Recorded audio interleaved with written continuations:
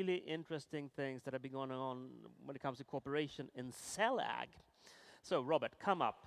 Join me here. Okay. So, Rob, I'll give you the clicker. I think you have some pictures, right? Yeah. Okay, Thank cool. you. So, Robert, who are you?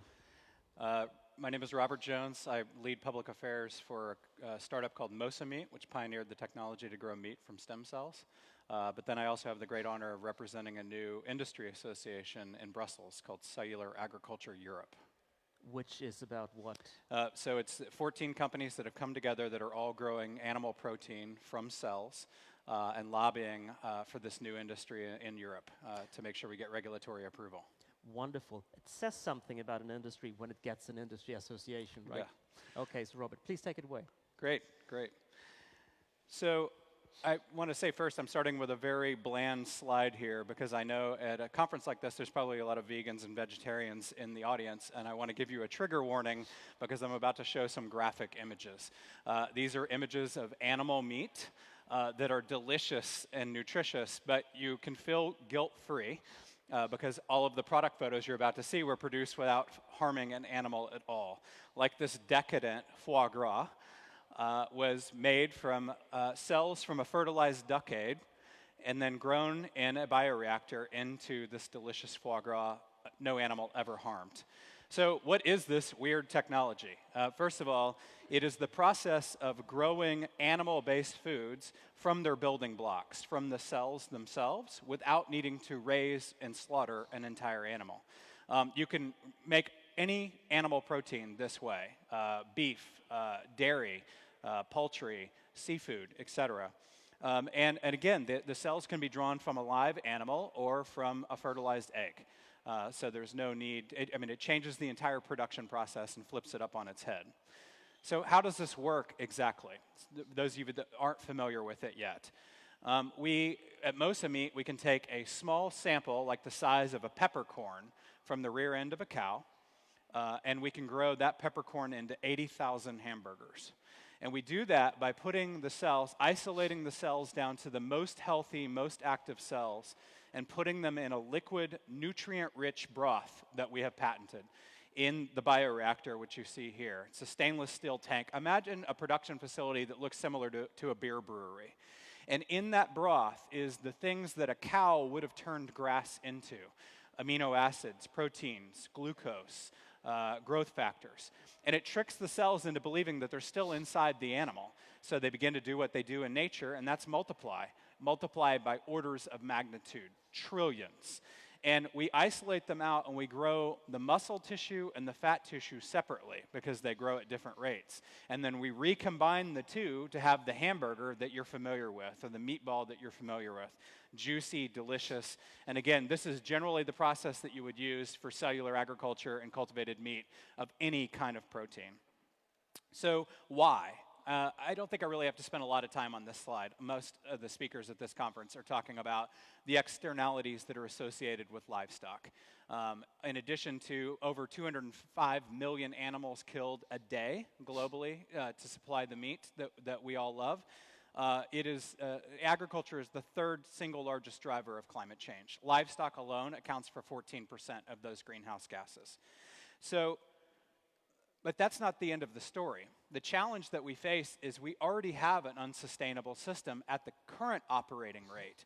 But between now and 2050, in addition to having 10 billion people on the planet, we're expected to see meat consumption rise over 50%. That's driven not just by a population increase, but a rising middle class in Asia, especially India and China, where meat consumption is rapidly increasing there. We would need about 2.5 planet Earth's worth of resources in order to meet the demand for meat that we expect in 2050.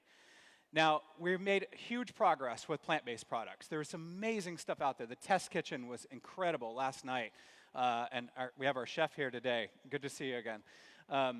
Great products. That alone won't get us there. If you're really going to get hardcore carnivores like myself to switch and change our habits, you need to provide an analog and truly replace beef with beef made in a different way. That's where cultivated meat really has all of the potential to help meet this challenge that we have. Here's the top lines of what cellular agriculture provides. 95% less land, 78% less water, and about 93% less air pollution and greenhouse gases.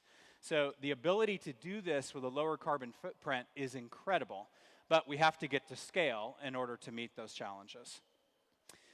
Now, here's what some of the major consultancies around the world predict.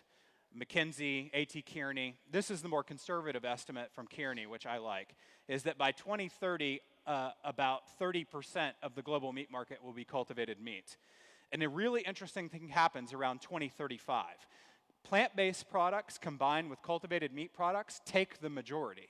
And by 2040, conventional meat, which is still a very valuable part of the protein portfolio, is down to about 40%. That means if you use beef as an example here, and we were making 2 million tons of beef a year, which would be about 2% of the global beef market, you would save 70 million metric tons in CO2 emissions, 19 million hectares of arable land, 25 gigaliters of water, and over 10 million cows saved every year, just at that low market share percentage. So that's why we've all come together, this new industry association in Brussels called Cellular Agriculture Europe, because all of this sounds really great, right? But unless we get regulatory approval and we're able to go to market with these products, none of these numbers come true.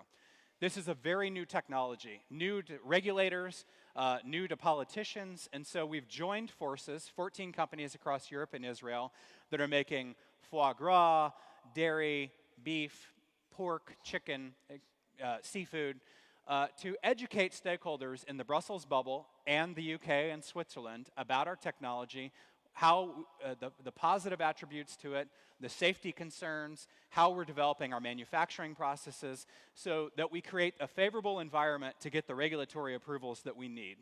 In addition, we're also already beginning, there are cellular agriculture associations beginning to develop all over the world. There's a new one in China in the last month. The Asia-Pacific region already has one. There's an association in the US called AMPS Innovation. All of us are beginning to talk to each other about harmonizing global regulations so that as this technology really comes into A, B, and C markets in the next 20 years, there's the regulatory structure that we need in order to be successful. So simply as a mission statement, we are coming together to represent our new industry and find common ground and bring stakeholders, regulators, and consumers together with a shared voice. Because we understand this technology is very new, in some ways scary for people, and we want to have a dialogue, a two-way dialogue with people, and this conference is a perfect example of the kind of outreach that we're doing. We're also not just looking at regulations, we're looking at how do we insert this new technology into the public policy framework at the EU level and at the national level. I just came from a meeting at the Parliament with 6 out of the 8 parties in Sweden who are very interested in this technology, as an example. There's the farm to fork strategy at the EU level, which is a wholesale reset, a look at agriculture in Europe, and cellular agriculture should explicitly be included in that public policy framework. And then to give you an example, right now the EU is importing about 3 billion euro a year in Brazilian beef that's directly associated with the destruction of the Amazon. Our technology is a great example how we could offset those harmful imports and layer in meat that is made without the need to bring it from a place with questionable ethics.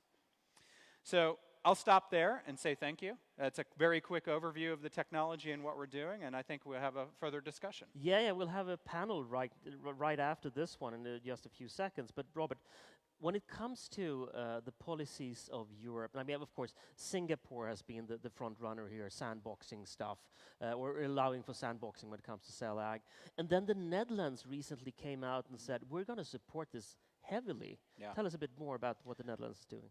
Yeah, there's activity all around the world because people, regulators, politicians, policymakers are beginning to see that the challenges that we face and the goals that we've set for ourselves, like with the Paris Climate Accord, we simply can't reach it with the means that we have today. Innovation has to be layered in, which means you have to create the ecosystem to support that.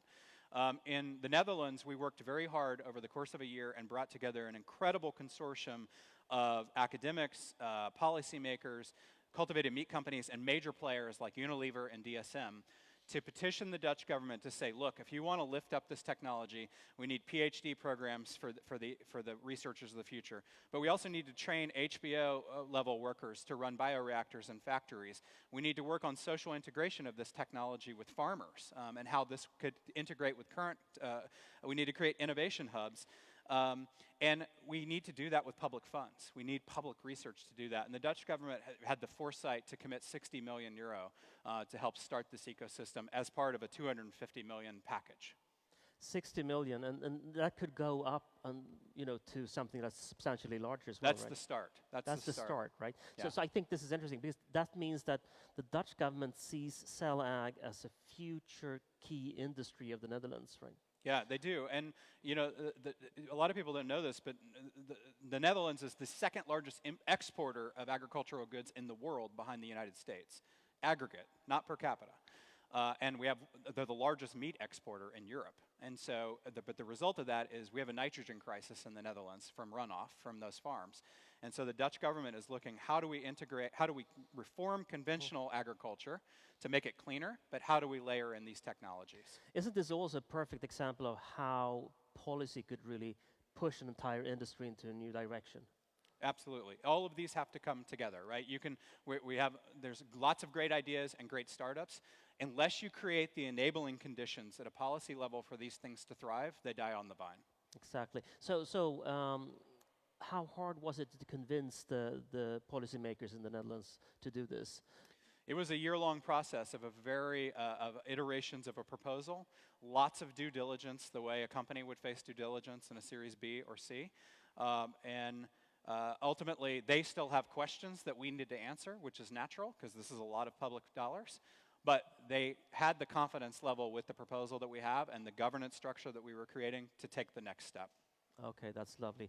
Let's take the next step here and bring up some players from the sector onto the stage here. So Leo Groenwegen, please come up on stage. Where are you, Leo? There you are. Perfect. We have Patricia Bubner from Orbillion. You're also, there you are too. And we should have had also Stephanie Mikkelsen from Gelatech with us online, but unfortunately she's come down ill tonight, so it'll have to be you guys to represent us. So yes, please take your choice of seats here, and we have two mics, so we can give one to you, Leo, and one to you, Patricia. Let's start by understanding a bit what you guys, who you are. And Patricia, let's start with you. Sure. Hello, good morning, everyone. Great to see so many people turn up today. My name is Patricia Bubner. I'm the CEO and co-founder of Orbillion Bio. We make cell-cultured meat, like a lot of people here on stage today.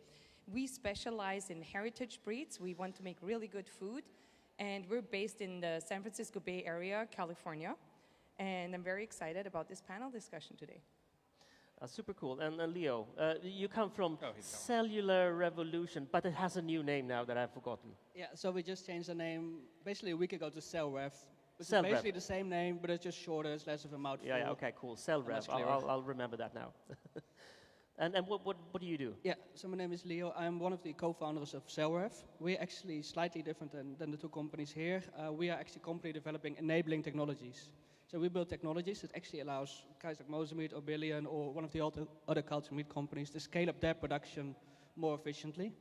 So we actually develop technologies in the form of bioreactors. So you have bioreactors in other industries, cell therapy, even brewing beer is sort of like a bioreactor. So we've developed a technology that allows that to do basically 3 times better than conventional technologies, which in turn allows for scaled, cost-efficient production of cultured meat in the future. Okay, lovely. But I didn't see your name on the association list here. Aren't you members yet? Not yet. Not yet, but you will become members now. Big chance.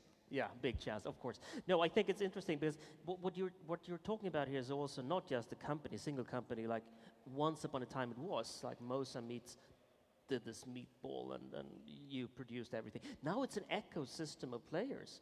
And suddenly this industry has grown tremendously and has a potential to grow even further, right? So Leo, an association like the one that Rob describes, what will that give you? So I think in general for the culture meat space, both the B2C companies and the B2B system, it's sort of a place where you can, in one way, connect with each other and work together on sort of a common goal. But it's also a way to potentially influence either legislators and policymakers, as is done by basically any other industry in the world. Patricia, what do you think this will give you? I'm a big fan. Unfortunately, we can't join the European one right now, even though I'm European. I have asked, but that's not enough. But we are part of AMPS that Robert mentioned too, the US-American Association, which was actually the first one of its kind. And similarly, you know, it's really important as an industry, as we're growing, to come together and make sure that we can move forward the policies that enable us to sell our products to the consumers that are actively asking for it. But also, of course, we're working together because there's a lot of problems that all of us face. So this is something that I really like about the cell-cultured meat industry, is that we're very collaborative, because we know, and Robert showed that beautifully, this is going to be a huge market. It's going to be an immense market. And Robert, we spoke a little bit about the Netherlands here, but really most of these policies are made in the EU level, on the EU level. So tell me, what is the type of response or reactions in the EU Parliament these days to your association and to the concept of cell grown? Right. Well, as you know, the EU is a very complex patchwork of pressure points and decision makers. So you really have to look beyond the Parliament, but there's a couple of things that have occurred that are really encouraging. One is the European Commission has the Horizon Europe grant, Research and Innovation Fund, and a number of cultured meat companies, including Mosa Meat, have received public research dollars, which is a great indication of the Commission's commitment. The Industry Association has met with probably over 30 members of Parliament and the European Commission at this point. And I would say overwhelmingly positive. Now, there's still questions about how it would integrate with traditional agriculture, and politicians are worried about their constituencies. But that's really an education issue that we're working through, and teaching people about what's really involved in the technology and how we see it as part of a portfolio of protein and not necessarily a wholesale replacement of animal agriculture. Okay, so what type of decisions are you hoping for now? Yeah, so the very first thing is making sure that there's enough education to understand what our products should be called and how they should be labeled. Because the first company that goes through with a dossier in front of the European Commission for approval will probably trigger the largest discussion about nomenclature and labeling. And we want our products to be recognized as meat, but with some sort of modifier that shows consumers it's not slaughtered meat. So conventionally, most of us talk about the term cultivated meat. And so we're working on educating stakeholders and regulators about that decision. I think the second most important thing at a public policy level is making sure that cellular agriculture is explicitly included in the Sustainable Foods Initiative, which is the policy framework for the Farm to Fork strategy. Because if you're going to really be climate neutral in Europe by 2050, reforming agriculture has to be part of that portfolio, and we absolutely should be one of the solutions in the toolbox. I think it's interesting because you remember a few years ago when there was this discussion about, I think it was sausages in France. Unless there was dead animal in the sausage, you weren't allowed to call it a sausage, right? Yeah. And so it's really a multifaceted problem that we have here. And Leo, I think it was, we had a discussion before the big meet. Can we get some cultured meat here so that we could try it in the test kitchen? And you said, nah, no one dares, no one dares. I think it's not about daring, actually, and I want to interject here because that's something that's very important to understand. We cannot do it legally.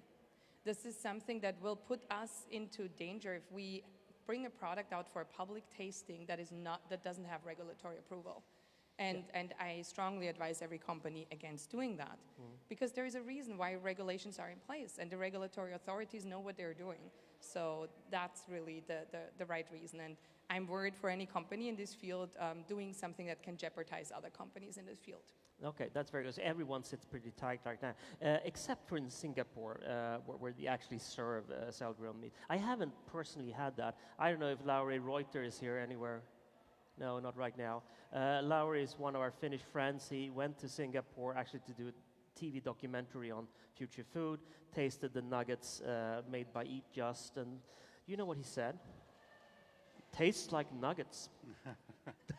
I mean, that's the win, right? Is if consumers say, this tastes like a burger, this tastes like a chicken nugget, that's the win, right? We're all trying to come to market with products that have the same sensory experience as what people are used to. But I think that, now let's talk about this for a while, because I think it's super interesting, because Europe is always, you know, being so proud of all the tastes and the textures that its super chefs have been able to create. And suddenly we have a new tool here that we can create entirely new flavors and textures. And what do the chefs say about this?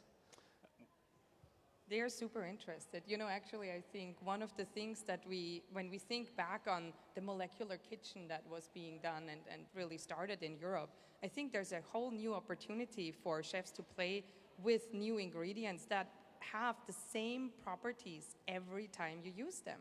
And that's something that usually if you get animal-derived meat, every animal is different. You might get a different composition. You might get a different texture, flavor, cooking properties.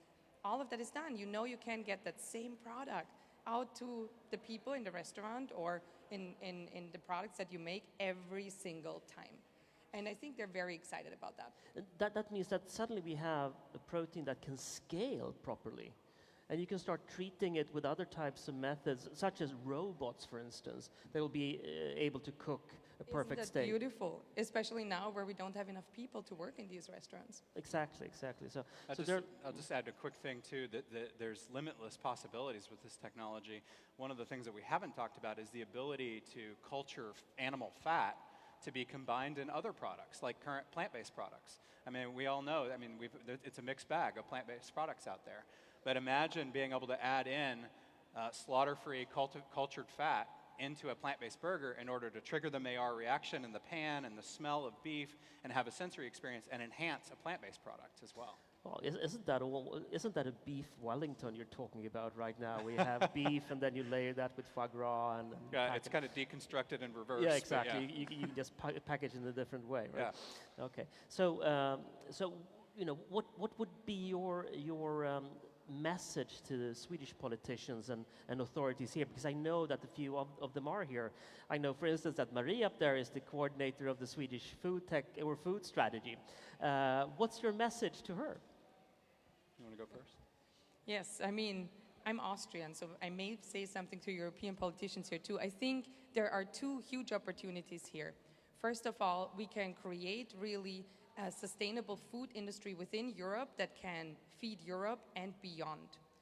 We know that there are several countries in the world that cannot produce their own meat, but in Europe we have the technology, we have the people that are trained really well, and we have the energy, right now that's another topic, to really sustain these bioreactors, right? So this is a huge opportunity. What we need is for the politicians to be in a dialogue with us, with the companies, to understand the huge opportunities that this industry can bring for everyone here in Europe and beyond.